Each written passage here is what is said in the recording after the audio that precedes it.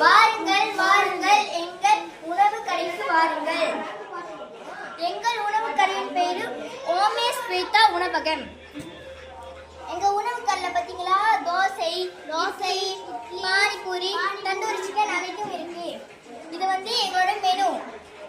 எங்களை இருக்கிற மெனுல இட்லி 4 வெள்ளி, தோசை எவ்வளவு எடுத்தாலும் 5 வெள்ளி தான் இருக்கும். மசாலா தோசை 4 7 வெள்ளி, பூரி 6 வெள்ளி, பொங்கல் 6 வெள்ளி 50 காசு. மதிய உணவு வெஜிடபிள் பிரியாணி, சிக்கன் பிரியாணி, சைவ சாப்பாடு, பானிபூரி அனைத்தும் எங்கள் இதிலே உள்ளது.